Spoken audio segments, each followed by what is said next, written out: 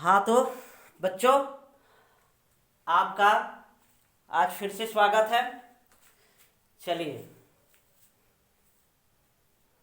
सबसे पहले मास्क लगा लेते हैं। हाँ, मास्क लगाना बहुत ज़रूरी है। आप लोग भी जहाँ भी जाइए मास्क लगाए रहिए, स्थिति बहुत ख़राब है।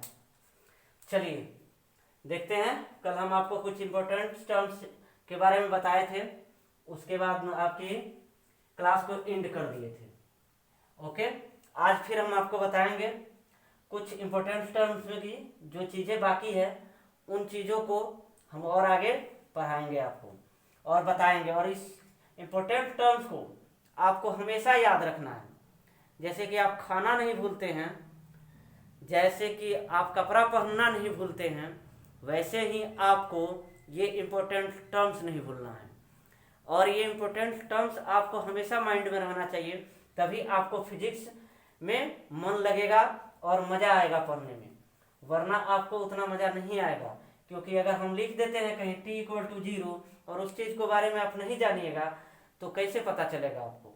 तो यहीं से आपको ध्यानपूर्वक समझना है। हम इस टर्म्स को समझाने जा रहे हैं और ये चीज़ें आप ध्यान से समझिए। कल हम इसमें का 3 पार्ट आपको बता चुके हैं और ये अगला पार्ट्स है। और फिर आगे आपका वीडियो आएगा, उसमें और अगला पार्ट्स रहेगा। आपको ये 4-5 लेक्चर में क्लियर होगा इम्पोर्टेंट टर्म्स। ध्यानपूर्वक सुनिएगा मेरे बातों को और ध्यान से सुनिए। तो हमको इस इम्पोर्टेंट टर्म्स में जानना है t=0। क्या जानना है? t=0, टाइम इंस्टेंट जानना है और टाइम इंटरवल जानना है। कि अगर आपको कहीं आ गया फिजिक्स में t=0 तो उसको कैसे लिखेंगे, कैसे पहचानेंगे कि हमको t=0 ही लिखना पड़ेगा। कहीं आपका टाइम इंस्टेंट आ गया तो उस चीज़ को आप कैसे जानिएगा कि टाइम इंस्टेंट ही है, तो उसको हम कैसे लिखेंगे। कहीं आपका टाइम इंटरवल आ गया तो उस चीज़ को आप कैसे जानिएगा कि हम कैसे लिखेंगे। तो ये सारे चीज़ों को ध्यानपूर्वक आप देखिए। तो जैसे कि हम पहला लिखते हैं, ये हमारा एक पहला, ये दूसरा, ये तीसरा, और इसी को आज हम लोग जानेंगे और यहीं पे क्लास को एंड करेंगे।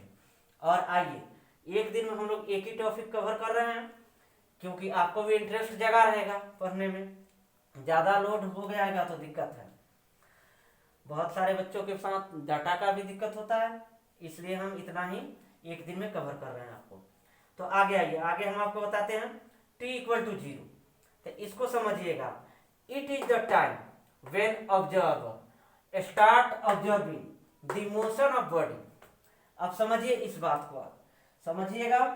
तो इसको क्या बोलते हैं? देखिए, यह समय है आपका। इट मतलब वह होता है।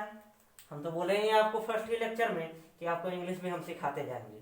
टेंशन की बात नहीं है। बिहार बोर्ड वाले बच्चे टेंशन ना लें कि सर हमको इंग्लिश नहीं आता है तो इंग्लिश कैसे बताएंगे। तो इंग्लिश के टेंशन नहीं लेना है, हम उसको हिंदी बताएंगे आपको। उस चीज़ के लिए टेंशन नहीं लेना है। तो समझिए मेरे बात को, सुनिए। यह वह समय है, जिनको हिंदी लिखना है वो लिख सकते हैं। यह वह समय है जब पर्यवेक्षक शरीर की गति का निरीक्षण करना शुरू करता है। क्या बोले हम? यह वह समय है जब पर्यवेक्षक शरीर की गति का क्या करना शुरू करता है? बताइए। निरीक्षण करना शुरू करता है। तो ध्यानपूर्वक एक बार हम और बोलेंगे, जिनका अगर छोटा है हिंदी में लिखना चाहते हैं वो लिख सकते हैं। ध्यानपूर्वक सुनिएगा, इसके बाद हम नहीं बोलने वाले हैं। यह वह समय है जब पर्यवेक्षक शरीर की गति का निरीक्षण करना शुरू करता है। तो इस चीज को आप समझिएगा, जो हम आपको हिंदी में बता दिए थे। It is the time when observe starts observing the motion of body. जब आपका बॉडी मोशन में रहता है तो उस समय कोई ऑब्जर्वर है जो आपको ऑब्जर्व करता है। जैसे ही आपका बॉडी मोशन में हुआ, स्टार्ट हुआ, उस समय कोई ऑब्जर्वर कोई भी हो आपका, तो वो आपको क्या करता है? ऑब्जर्व करना चालू करता है। ओके ना? ये पॉइंट क्लियर हुआ सब बच्चों को? और ये पॉइंट हमेशा आपको याद रखना है कि t=0 कब होगा। ठीक ना?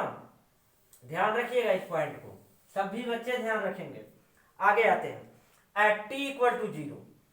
Eight t=0 the body may be और may not be at rest। इस बात को समझिएगा।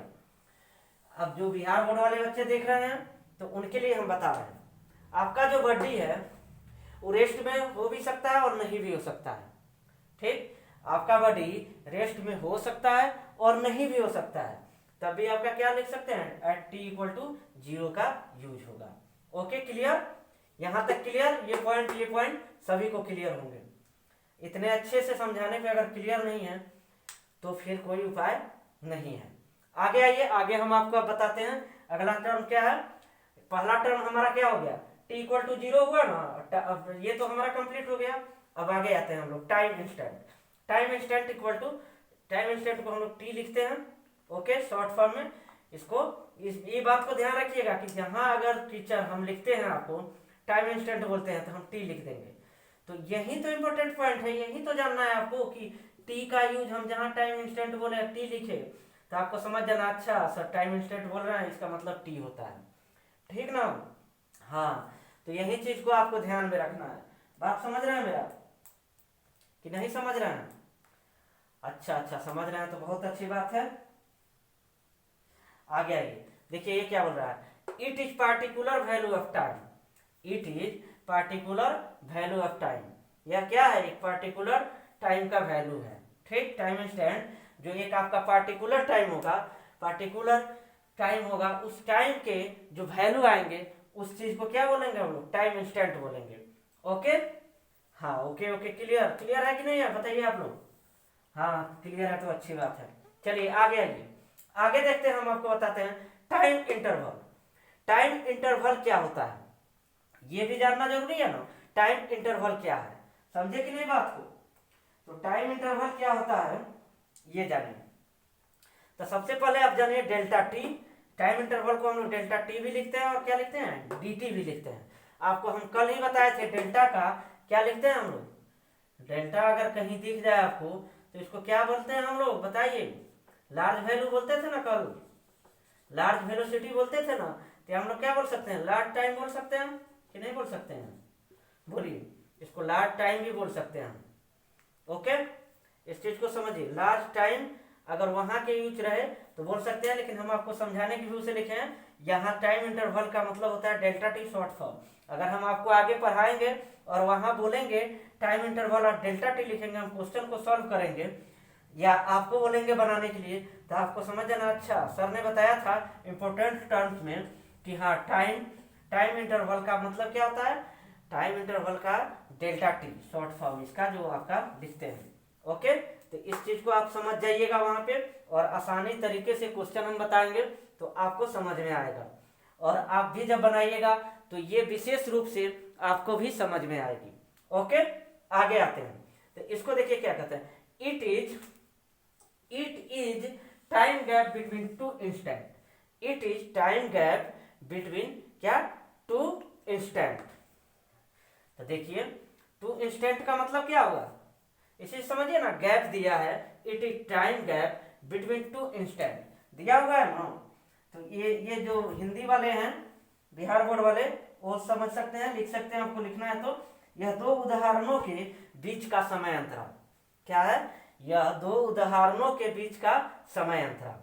ठीक ना, बातों को समझ रहे हैं हमारे। हाँ, तो चलिए यही टाइम गैप है बिटवीन टू इंस्टेंट, दो इंस्टेंट दिया हुआ है ना, टू इंस्टेंट, तो इसका मतलब है दोनों के बीच का जो गैप होगा वही आपका क्या होता है, टाइम इंटरवल होता है। आप लोग 9th में पढ़े भी होइएगा, लेकिन ध्यान पूर्वक नहीं पढ़े हैं। जैसे कि हम यहाँ से चलना चालू किए, समझिएगा बात को, और यहाँ पहुंचे हैं, लेकिन इन दोनों के बीच का दूरी जो है वही क्या हो जाएगा, हमारा टाइम इंस्टेंट हो जाएगा ना। या आप यहाँ से चले यहाँ पहुंचे तो ये दोनों के बीच का टाइम इंस्टेंट हो गया। ओके, क्लियर, एग्जाम्पल के थ्रू तो क्लियर हो ही गया होगा ना। हाँ, तो आगे अब बढ़ते हैं हम, तो इसमें कुछ हम आपको बताते हैं, जैसे कि इसको हम फार्मूला से सोल्व करेंगे। फार्मूला आप लोग को लिखना है तो हम 2 सेकंड का टाइम देते हैं, आप लोग लिख सकते हैं इसको। हाँ, ध्यान पूर्वक लिख लीजिए। ओके ओके ना, आप लोग वीडियो पॉज करके भी लिख सकते हैं, उसके लिए दिक्कत नहीं है। चलिए आगे हम बताते हैं, अब आपको हम मिटा रहे हैं। हाँ हाँ हाँ, आगे देखिएगा ध्यान पूर्वक, जहां समझ में नहीं आया कमेंट करके आप लोग पूछ सकते हैं हमसे।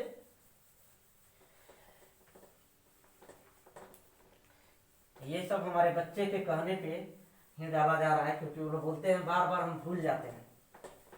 तो उन लोगों के लिए डाला जा रहा है कि ये टर्म्स जब भूले वो एक बार देख ले वीडियो, क्योंकि क्लास में बार बार इसको पढ़ाना संभव नहीं है। आप लोग भी समझ रहे हैं, क्योंकि सिलेबस पूरा करना रहता है ना, तो ये यहाँ रहेगा तो सभी बच्चे देख सकते हैं। ओके, दो इंस्टेंट, टू इंस्टेंट है ना, दो का बीच का हम लोग को क्या लिखना है, दूरी लिखना था ना, डिस्टेंस क्या होता है, नहीं होता है, समय अंतराल दो का, तो समय अंतराल देखिए डेल्टा टी हुआ हमारा, डेल्टा टी। अभी जो बताया कि आपको क्या बताइए, थोड़ा सा जल्दी बोलिए आप लोग। हाँ हाँ, सोचिए सोचिए।